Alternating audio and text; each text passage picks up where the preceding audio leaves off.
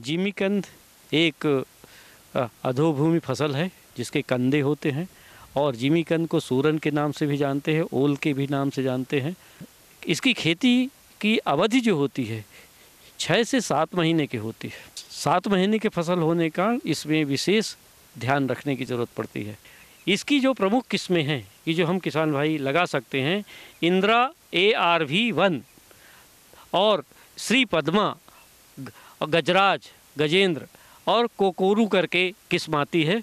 ये किस्में माने उन्नत किस्में हैं। तो इन किस्मों का यदि बीज लेंगे तो इनकी पैदावार बेहतर होती है, रोगों का प्रभाव नहीं पड़ने पाता है और दूसरी जो और फसलें लेंगे उनके लिए भी बेहतर होगा। सूरन की खेती काफी लाभप्रद है। सूरन न केवल सब्जी अचार के लिए है बल्कि इसमें अनेकों प्रकार की औषधीय तत्व भी मौजूद है।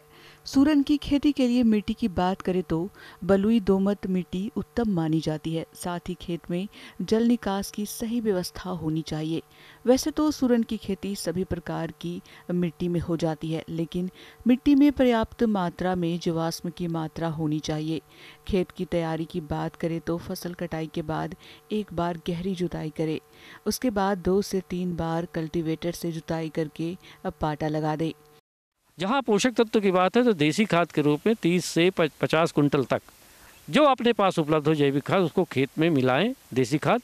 उसके बाद सुपर फास्फेट की मात्रा लगभग 375 किलोग्राम प्रति हेक्टर देना होता है और यूरिया का है लगभग 160 किलोग्राम करीब देना पड़ता है और पोटास की जो मात्रा होती है ये लगभग 90 किलो देना होता है।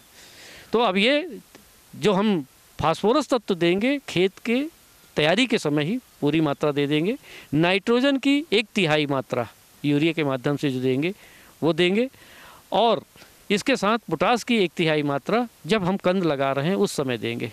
इसके बाद जिमीकंद की फसल 50 से 60 दिन के बीच में हो जाए तो फिर से 1/3 मात्रा किसकी शेष बची हुई यूरिया की 1/3 मात्रा और पोटास की बढ़िया गुड़ाई करके निराई गुड़ाई करके थाले के इर्द गिर्द देना होता है।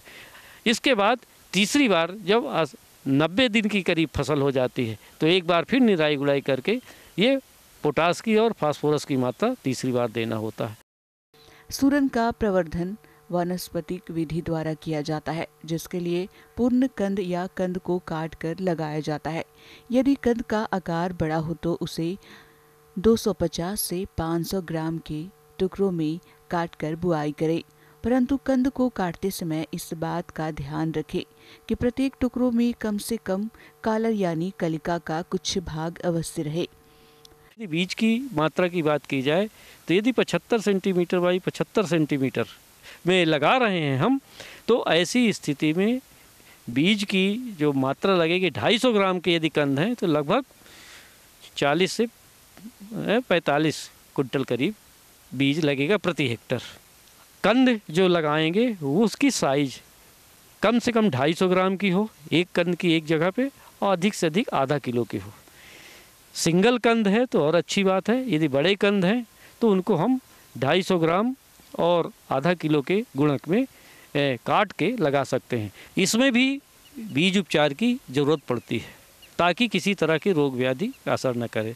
तो बीज उपचार के लिए एक साधारण तरीका है कि ताज़ा गोबर लें, ताज़ा गोबर के साथ 2 ग्राम से 3 ग्राम कार्बेंडाजिम प्रति लीटर पानी के साथ घोल बना लें और उस गोबर के घोल में इसको करीब आधा घंटे के लिए छोड़ दें और निकाल के फिर आधा घंटे बाद इसको आप उसको छाया में सुखा लें और उसके बाद खेत में कंद लगाएं।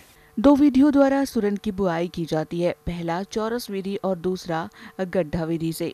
चौरस विधि, इस विधि में ओल की बुआई करने के लिए अंतिम जुताई के समय गोबर की सड़ी खाद एवं रासायनिक उर्वरक मात्रा को खेत में मिलाकर जुताई कर देते हैं। उसके बाद कंदों के आकार के अनुसार 75 से 90 सेंटीमीटर की दूरी पर कुदाल द्वारा 20 से 30 सेंटीमीटर गहरी नाली बनाकर कंदों की बुआई कर दी जाती है और नाली को मिट्टी से ढक दिया जाता है। तो यदि हम चौरस लगा रहे हैं अथवा खेत में गड्ढे लगा रहे हैं तो पौधों से पौधों की दूरी माने कंद जो लगाएंगे, कंद से कंद की दूरी 75 सेंटीमीटर रखना चाहिए। और दूसरा है 1 मीटर बाई 1 मीटर में रखते हैं। चौरस खेत में लगाना है तो चौरस खेत में लगभग 4 इंच नीचे हर कंद को लगाना होता है। उसके ऊपर 4 इंच मिट्टी है तो ज़्यादा अच्छी बात है। किसान भाइयों, जब भी हम कंद सूरन या जिमी कंद के लगाते हैं, लगाने के बाद वहाँ की नमी जल्दी ना उड़े इसलिए उसको थोड़ा पलवार देते हैं, मल्चिंग कर देते हैं। और मल्चिंग जो होती है, जो आपके पास फसल अवशेष हो उसी की ही मल्चिंग कर सकते हैं। और जैसे ये अंकुरण हो जाता है, इसमें बढ़ता है तो मल्चिंग से वह ऊपर आ जाएगा।